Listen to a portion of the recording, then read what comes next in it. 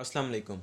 बहुत से स्टूडेंट जब पेपर आते हैं, जब उन्हें पता चलता है कि इनरोलमेंट लिस्ट आ गई है, तभी वो अपनी बुक्स को खोलते हैं या तब वो अपनी बुक्स को जाके पीडीएफ की फॉर्म में या जिस भी तरीके से उनका प्रिंट निकलवा के तब वो स्टडी करना स्टार्ट करते हैं, जो कि बहुत गलत प्रैक्टिस है। इसी तरह फर्स्ट ईयर के स्टूडेंट्स ने किया, और लेकिन उस वक्त उनके लिए हमने एक सीरीज़ स्टार्ट की थी जिसके अंदर उनकी तमाम बुक्स की एक रिवीजन करवाई गई थी।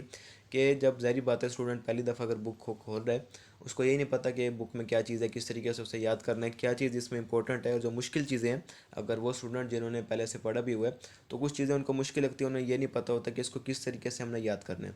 तो उस एक वीडियो के अंदर अगर आपकी पूरी बुक की रिवीजन हो जाए, तो इससे अच्छा आपको क्या चाहिए। तो यही हम स्टार्ट कर रहे हैं अब सेकंड ईयर का। फर्स्ट ईयर की हमने सिर्फ 2 वीडियोज़ अपलोड की थी चैनल पे, जो कि स्टूडेंट्स ने बहुत ज़्यादा पसंद की। जबकि अब हम सेकंड ईयर की इंशाल्लाह तमाम बुक्स की वीडियोज़ को अपलोड करेंगे। तो स्टार्ट कर रहे हैं हम इंडस्ट्रियल फार्मेसी से, जो कि आपके पेपर 1 की बुक 1 है। इसका 60 नंबर का आपका पोर्शन है, जिसमें 30 नंबर के एमसीक्यूज़ और 30 नंबर का आपका जो लॉन्ग का पोर्शन है वो आएगा। तो देखते हैं कि आपकी बुक में कितने चैप्टर हैं, उन्हें क्या चीज़ इंपॉर्टेंट है, किसको किस तरीके से आपने याद करना है। सबसे पहले मिक्सिंग है, सिंपल डेफिनेशन है, कोई इतनी मुश्किल चीज़ नहीं है। दो ऑपरेटर्स हैं आपके पास, केस में सिल्वर सन होमोजेनाइजर और वी टाइम मिक्सर। अब सिल्वर सन सामने देखें कि शक्ल से ही पता चल रहा है कि ये किसी लिक्विड की मिक्सिंग के लिए इस्तेमाल होगा। तो ये सबसे मेन पॉइंट है इसका। इसका जो हेड है, हेड इसमें ने मेंशन किया हुआ है, हेड इसका ये वाला है, नीचे वाला। जबकि बहुत से स्टूडेंट समझते हैं कि हेड शायद इसका ये वाला है, जबकि ये मोटर है जो इसको रोटेट करवाएगी। इसके अंदर ब्लेड्स भी होते हैं, जो कि अगर कोई इसके अंदर ऐसी चीज़ शामिल है, कोई सॉलिड कंटेंट है, जो कि उसको उसकी मूवमेंट में यानी कि उसको सर्कुलर मोशन में इसको करवाता है, सर्कुलेट करवाता है। बाकी इसके अंदर से जो मटेरियल है, जो आपका लिक्विड है, वो नीचे से सक होगा और सीव के ज़रिए से इसको प्रेशर के साथ बाहर थ्रू आउट किया जाएगा, जिसकी वजह से सर्कुलेशन होती है। तो ये आपके लिक्विड की मिक्सिंग के लिए होता है, आपने इसको लेबल भी करना है। तो इंडस्ट्रियल फार्मेसी वो वाहिद बुक है आपकी कि इसके अंदर से अगर आपका कोई भी लॉन्ग क्वेश्चन आता है, खसूसन अगर जैसे फ़र्ज़ करें सिल्वर सन आ गया या वी टाइम मिक्सर या जो भी इक्विपमेंट आता है, आप उसकी डायग्राम बना सकते हैं, और आपको बनानी चाहिए। आपको उसके एग्जामिनर पे अच्छे इंप्रेशन पड़ेगा और आपको उसके पूरे नंबर मिलेंगे। अब इसको आपने लेबल भी करना है, लेबल नहीं है ये, जैसे ऊपर इसकी मोटर है, ये इसकी रोड्स हैं, ये इसकी जो आप देख रहे हैं कट सा, ये इसकी टरबाइन ब्लेड्स है। नीचे इसको कहेंगे हम इसका हेड, या फिर इसकी ये साइडों पे जो आपको जाली नुमा नज़र आ रही है, ये इसकी सीव है। तो ये इसका सिल्वर सन होमोजेनाइजर हमने देख लिया। इसके बाद है वी टाइम मिक्सर। अब ये भी शक्ल से ही पता चल रहा है कि किसी सॉलिड की मिक्सिंग के लिए या फिर पाउडर की मिक्सिंग के लिए ये ज़्यादातर इस्तेमाल होता है। इसका प्रिंसिपल आपने याद रखना है एज एम सी को, उसके connective movement and share mixing पे ये इसका प्रिंसिपल है। साइज रिडक्शन है हमारे पास, केस साइज रिडक्शन। वैसे तो सबसे पहले साइज रिडक्शन ही होती है, उसके बाद मिक्सिंग होती है, जबकि आपकी बुक में पहले उन्होंने मिक्सिंग दे दी है। अब इसमें दो इक्विपमेंट है आपके पास, कि हैमर मिल है, बॉल मिल। तो हैमर मिल है जिसके अंदर स्विंगिंग हैमर अटैच होते हैं। तो ये आप देखें कि फ़र्ज़ करें डायग्राम है आपके पास, ऊपर से मटेरियल इंट्रोड्यूस किया आपने, यहाँ पे हैमर अटैच है। तो वो मटेरियल जो भी आपने जिसका आपने साइज़ रिड्यूस करना है, वो इस मशीन के अंदर तब तक रहेगा जब तक उसका पार्टिकल का साइज़ इतना छोटा नहीं हो जाता जितना हमें चाहिए। और वो कैसे हमें पता चलेगा, नीचे उसके हम एक सीव लगाएंगे जिसको आप छलनी कहते हैं, कि वो उस हिसाब से लगाएंगे जितना आपको पार्टिकल का साइज़ चाहिए। तो सीव का भी फिर नंबर होता है, पाउडर का भी फिर एक साइज़ की वैल्यू होती है। जैसे 8 से लेके ये स्टार्ट होता है 80 तक। आपके जो पुराने नोट्स हैं, अगर जिनके पास हैं जो 17 18 या 19 वाला सेशन है, उनके पास वो पुराने नोट्स हैं, तो अगर इंडस्ट्रियल फार्मेसी को आप उससे एक दफ़ा देख लें, तो आपके लिए काफ़ी हेल्पफुल रहेगा वो। तो इस तरीके से ये आपकी हैमर मिल है। मेन चीज़ मैंने आपको बता दी कि इसमें हैमर अटैच है, और वो पार्टिकल साइज़ को सीव है बेसिकली नीचे, जो कि आपका ड्रग जो भी जिसका आपने साइज़ रिड्यूस करना है, वो तब तक मशीन में रहेगी जब तक वो इतनी छोटी नहीं हो जाती कि वो उस सीव को क्रॉस कर ले। इसके बाद है बाल मिल। नाम से ज़ाहिर है कि इसके अंदर बाल होगी, इसके अंदर बाल्स होंगी, जो कि जो कि एक्ट करेंगी एज अ ग्राइंडिंग मटेरियल, जो कि चीज़ आपके पार्टिकल के साइज़ को रिड्यूस करेंगी। तो जो हमारा पेड ग्रुप था इसका सेकंड ईयर का, इसके अंदर हमने आपको वो शेयर भी की थी वीडियो इसकी, कि किस तरीके से बेसिकली बाल मिल काम करती है। तो इसका जो आप देख रहे हैं कि एक सिलेंड्रिकल जो शेप है इसकी, इसकी लेंथ जो है वो इसके डायमीटर से कुछ ग्रेटर होती है, स्लाइटली ग्रेटर। ये आपके एज एमसीक्यूज आपके पास आ सकता है। अच्छा, आपके पास हैमर मिल जो है वो वर्क करती है अपने प्रिंसिपल पे, इम्पैक्ट इम्पैक्ट पे वो काम करती है, जबकि जो बाल मिल है आपकी वो इम्पैक्ट और एट्रिशन, ये इसके प्रिंसिपल है, ये इन दोनों पे काम करती है। तो ये भी आपके पास एज ए एमसीक्यूज आ सकती है। तो ये फिर आपके पास बाल्स होंगी, बाल्स ज़ाहिर बात है वो रोटेट करेंगी, सिलेंडर भी आपका रोटेट करता है, आपकी बाल्स भी फिर रोटेट करती हैं, और जिसकी वजह से आपके पार्टिकल का जो साइज़ है वो रिड्यूस होता है। तो इसमें आपको मैं सजेस्ट ये करूँगा कि आप इन तमाम की अगर वर्किंग वीडियोस आप देख लें तो आपको ये तमाम की क्लियर हो जाएंगे कि किस तरीके से काम करते हैं, और फिर आप इन्हें अपनी वर्डिंग में भी बता सकते हैं। इसके बाद हमारे पास ड्राइंग। ड्राइंग को हम देखते हैं, इसकी डेफिनेशन जो है वो कई दफ़ा एज MCQs आ चुकी है, तो इसको आपने देख लेना है। इक्विपमेंट जो इसके यूज़ होते हैं ड्राइंग के लिए वो होते हैं बेल्ट ड्रायर, ये आपके सामने बेल्ट ड्रायर और वैक्यूम ट्रे ड्रायर। तो belt dryer basically continuously drawing equipment है। ये इसके अंदर मेन चीज़। अब ये किस चीज़ के लिए इस्तेमाल होते हैं ये भी कई दफ़ा MCQs आ चुका है, कि जैसे chemical food and pharmaceutical industry, ये आपके पास है। किस लिए इस्तेमाल होता है? For material that have good in breathability और in the shape of piece strip or granule, ये भी MCQs है। अब it is also possible to dry the, ये भी आपके पास एज MCQs है। तो ड्राइंग का चैप्टर आपके MCQs के वजह से बहुत ज़्यादा इंपॉर्टेंट है, इसमें से एक ना एक MCQs लाजमी तौर पे आता है। अब इसी तरह वैक्यूम ट्रे ड्रायर आपके सामने है, कि बेसिकली ये आप कह सकते हैं कि जो शेल्फ्स हैं इसकी, इसको आपने एक ट्रे है, इसको किसी भी ट्रे को आप निकाल लें, उसके अंदर अपना मटेरियल रख दें और इसको बंद कर देंगे, तो फिर ये उसको ड्राई कर देगा। अब इस ये किस लिए इस्तेमाल होता है? Drying of high grade temperature and oxygen sensitive product, ये MCQs है आपके पास। हाइग्रोस्कोपिक सब्सटेंस की ड्राइंग के लिए ये भी MCQs है आपके पास। तो इसी तरह बाकी इसके जो यूजेस हैं, कि ये बॉक्स शेप होता है और लोडेड और अनलोडेड वाया डोर, यानी कि ये इसका बेसिकली दरवाज़ा है, इसको आप बंद कर देंगे फिर इसकी ही ड्राइंग स्टार्ट होगी। फिल्ट्रेशन है आपके पास। तो फिल्ट्रेशन के अंदर से एक सरप्राइज़ है कि इसमें से अभी तक कोई भी लॉन्ग क्वेश्चन आपका पास्ट पेपर के अंदर नहीं आया, लेकिन इसके अंदर से MCQs आते हैं। तो ये अगर आप इसको छोड़ना चाहें तो छोड़ सकते हैं, क्योंकि पास्ट पेपर के अंदर आपका इसका अभी तक कोई भी लॉन्ग क्वेश्चन नहीं आया।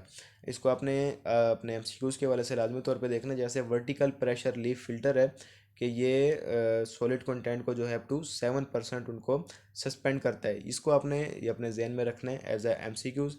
इसके बाद आपके पास ट्यूबुलर सेंट्रीफ्यूग फिल्टर, तो इसको भी आप देख लेना। जैसे सेंट्रीफ्यूगल फोर्सेस की 20,000 टाइम्स ग्रेटर, इसको आपने अपने जहन में रखना है।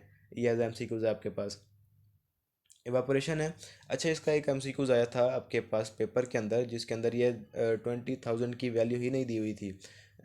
इसमें दी हुई थी मैक्सिमम भी 30,000 तक। तो उसमें मैक्सिमम वैल्यू आपने बतानी होती है। अगर कोई भी इस तरह का MCQs आपके पास आ जाता है कि उसमें सा 3,000, 5,000, 10,000 और 30,000 ये MC ऑप्शन थे आपके पास, तो उसमें आप फिर 30,000 ही सेलेक्ट करेंगे, क्योंकि ये सबसे ग्रेटर है। इसी को आपने अपना आंसर बनाना है। एवापोरेशन आपके पास। एवापोरेशन के अंदर फिर फॉलिंग फिल्म एवापोरेटर है। अब जिस तरीके से फॉलिंग फिल्म है, इसी तरीके से आपके पास एक होती है क्लाइंबिंग फिल्म एवापोरेटर।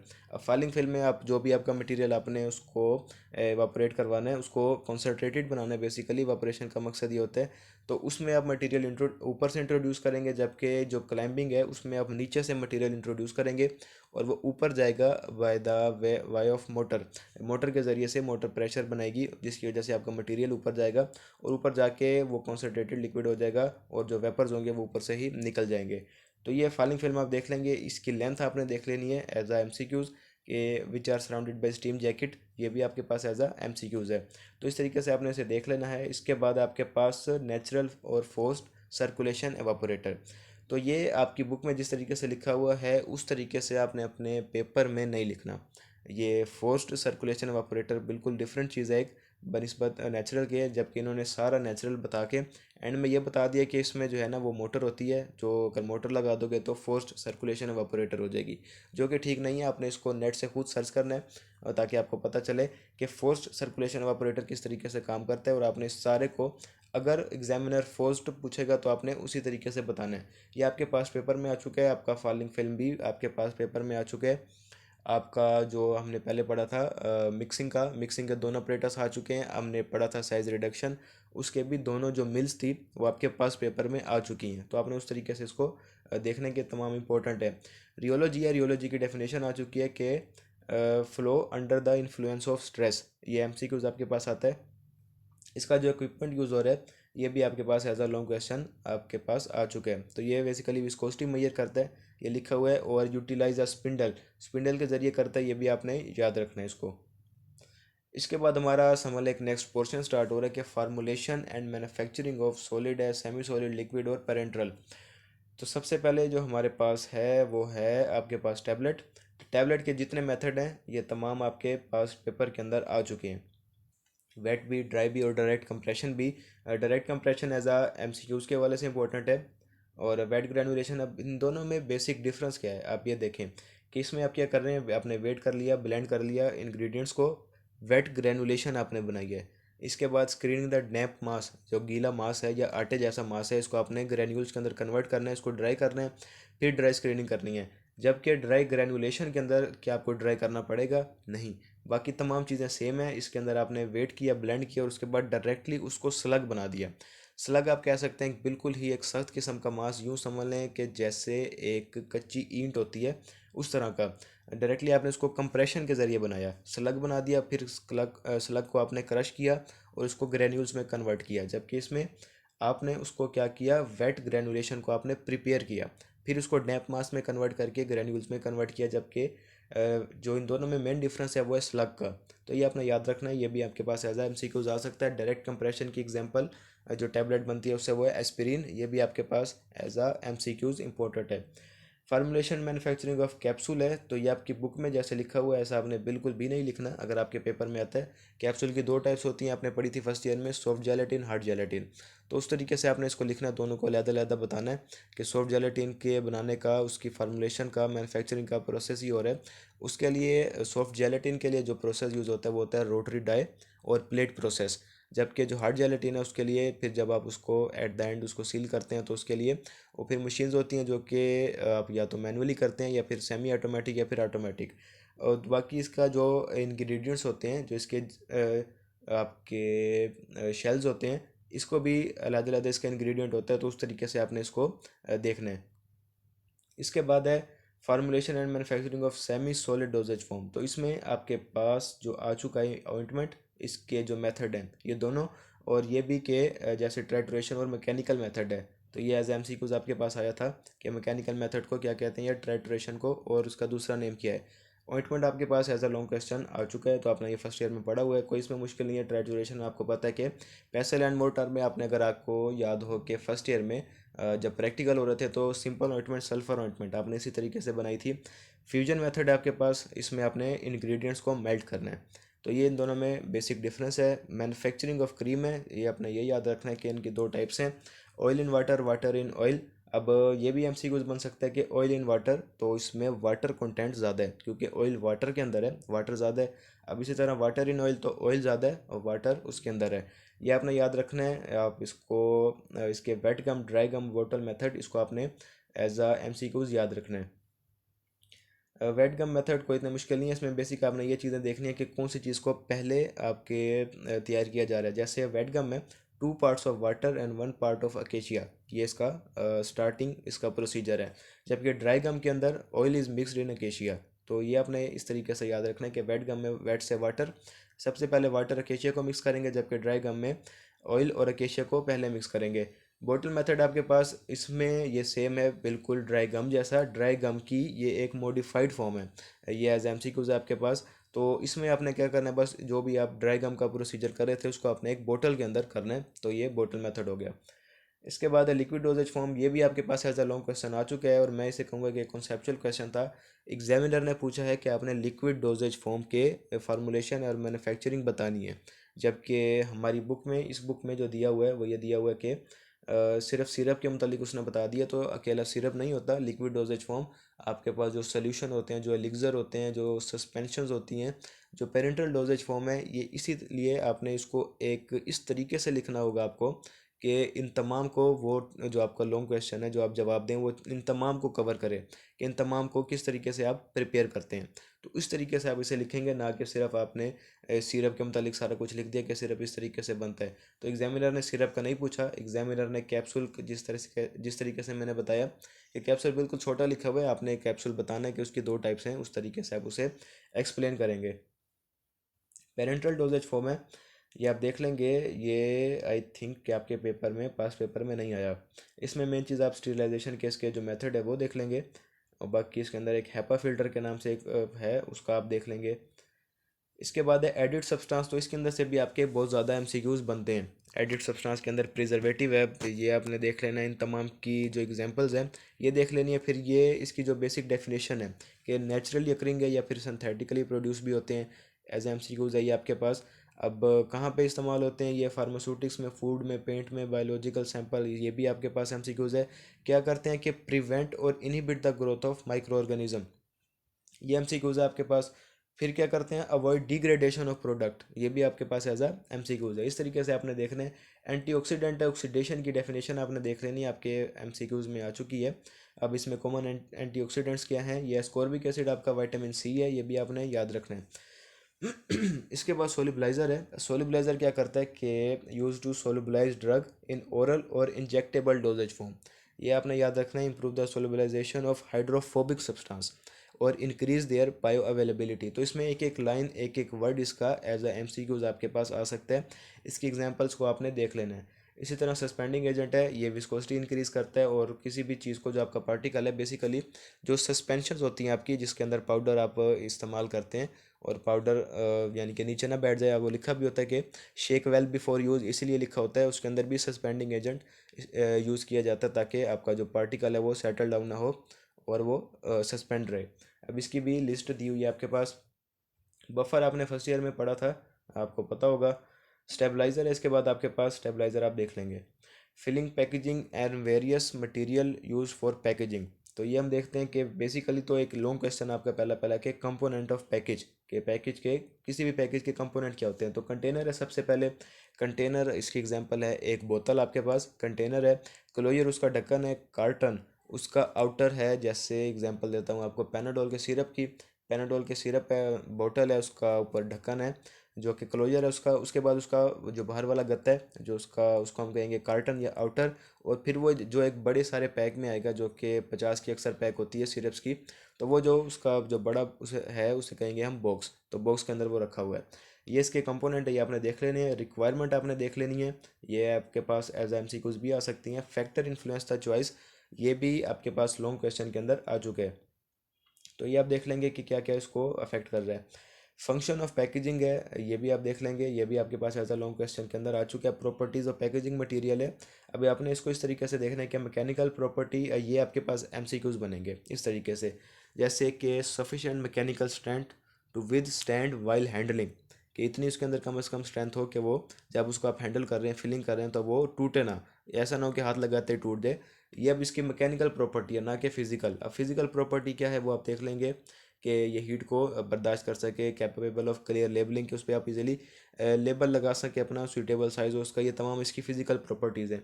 इसी तरीके से केमिकल है कि इसका जो आपका मटेरियल है, पैकेजिंग मटेरियल है, और जो आपकी ड्रग है, आपस में इंटरेक्ट ना करें, कोई केमिकल रिएक्शन ना हो उनके दरमियान। इस तरीके से ये जो बायोलॉजिकल प्रॉपर्टीज़ है, आपने इनको याद रखना है। ये आपके पास लॉन्ग क्वेश्चन और एमसीक्यूज दोनों के हवाले से इंपॉर्टेंट है। मटेरियल यूज इन पैकेजिंग है। अब इसमें हर जो मटेरियल यूज़ हो रहा है वो उसमें से काफ़ी सारे एमसीक्यूज बन सकते हैं। अब जैसे पेपर है, सेलुलोज फाइबर, अब ये कहाँ कहाँ कैसे इस्तेमाल हो रहा है। रबड़ आपके पास, रबड़ अक्सर आपके जो इंजेक्टेबल प्रिपरेशंस होती हैं, वो ऐसी रबड़ इस्तेमाल की जाती है कि वो खुद ब खुद दोबारा रीसील हो जाती है। तो ये आपके पास एज एमसीक्यूज है, इसको आप देख लेंगे, कोई इसमें मुश्किल नहीं है। गिलास के मुतालिक इसके एडवांटेज डिसएडवांटेज आपके पास पेपर में आ चुका है, एक लॉन्ग क्वेश्चन। जबकि गिलास की काफ़ी सारी टाइप्स भी हैं जो कि आपको देखनी पड़ेंगी नेट से खुद ही, कि इसकी टाइप होती है टाइप 1, टाइप 2, इस तरीके से। आई थिंक 7 या 8 टाइप्स हैं, तो वो आपने याद रखनी है। उसमें से भी एग्जामिनर पूछता है कि फ़लाँ टाइप किस लिए इस्तेमाल होती है, फ़लाँ टाइप किस लिए इस्तेमाल होती है, तो वो आपको खुद देखना पड़ेगा। प्लास्टिक है आपके पास, इसको भी आपने देख लेना है, इसके एडवांटेज डिसएडवांटेज। इसके बाद है मेटल, इसमें से भी काफ़ी सारे आपके एमसीक्यूज बनते हैं। मेटल है टिन, एल्यूमिनियम, लेड। अब जैसे लेड है, लेड आपको कोई भी जो आपका आपने कोई चीज़ जो इस्तेमाल करनी है उसके अंदर ये यूज़ नहीं होता, जो ओरली आप चीज़ें लेते हैं, यानी कि फूड की जो भी आइटम होता है उसमें लेड इस्तेमाल नहीं होता। क्यों? क्योंकि लेड पॉइजनिंग का खतरा होता है। अब इसी तरह एल्यूमिनियम ट्यूब है, offer significant saving in product shipping cost because of their light weight, ये लाइट वेट होती हैं। अब tin container are preferred for food, pharmaceutical और any product for which purity is an important consideration. इस तरीके से आपके बहुत से इसमें से एमसीक्यूज बन सकते हैं। इसके बाद हमारे पास स्टोरेज ऑफ फार्मास्यूटिकल, ये आपके पास एज अ लॉन्ग क्वेश्चन है, इसको आपने देख लेना है कि अगर ये आ भी जाता है, फ़र्ज़ करें आपके पास, तो एट लीस्ट कम अज़ कम आप जो है इसके अंदर 5 तो लाजमी लिखेंगे कि इसकी स्टोरेज के अंदर क्या क्या चीज़ें आपको चाहिए होती हैं फार्मास्यूटिकल्स की। इसके बाद है क्वालिटी कंट्रोल ऑफ फार्मास्यूटिकल। ये आप स्टार्ट से लेके जिसको पूरा पैराग्राफ है, इसके अंदर से आपकी काफ़ी जो डेफिनेशंस हैं वो बनती हैं और एमसीक्यूज बनते हैं। Quality assurance system adopted in pharmaceutical industry, इसको आपने देख लेना। अब ये quality assurance is achieved through the collaborative effort of the following. तीन जो आप समझ लें कि तीन ऑर्गेनाइजेशंस हैं जो कि अपनी कोलैबोरेट करती हैं क्वालिटी एश्योरेंस के अंदर। ड्रग मैन्युफैक्चरर यानी कि क्वालिटी एश्योरेंस सिस्टम जो कि फार्मास्यूटिकल इंडस्ट्री के अंदर होता है लागू, नेशनल ड्रग रेगुलेटरी अथॉरिटी और वर्ल्ड हेल्थ ऑर्गेनाइजेशन। ये आपके पास तीनों ये आपके पास पूछ सकते हैं कि कितनी हैं, वो तीन है। और तीन कौन कौन सी हैं, ये आपके पास एमसीक्यूज आपके पास पेपर में आ चुके हैं। अब ड्रग मैन्युफैक्चरर का क्या रोल है अब इसकी क्वालिटी एश्योरेंस के अंदर, तो जो ड्रग बना रहा है उसी का ही रोल है, ज़ाहिर बात है। उसको ही ये इंश्योर करने का जो ड्रग उसने बनाई है वो क्वालिटी को मीट करती है। तो इसकी स्टेजेस हैं चार, ये आपके पास एमसीक्यूज है और ये आपके पास पेपर में आ चुके हैं। तो एक स्टूडेंट का क्वेश्चन आया था कि शायद ये कोई कॉन्सेप्चुअल सवाल है कि जो ड्रग मैन्युफैक्चरर है उसका क्या रोल है। ये कॉन्सेप्चुअल नहीं है, ये आपकी बुक में ही मेंशन किया हुआ है। तो बाकी वर्ल्ड हेल्थ ऑर्गेनाइजेशन है, इसका क्या रोल है, नेशनल ड्रग रेगुलेटरी अथॉरिटी का क्या रोल है, ये आप देख लेंगे। इसके बाद है डॉक्यूमेंटेशन इन फार्मास्यूटिकल इंडस्ट्री।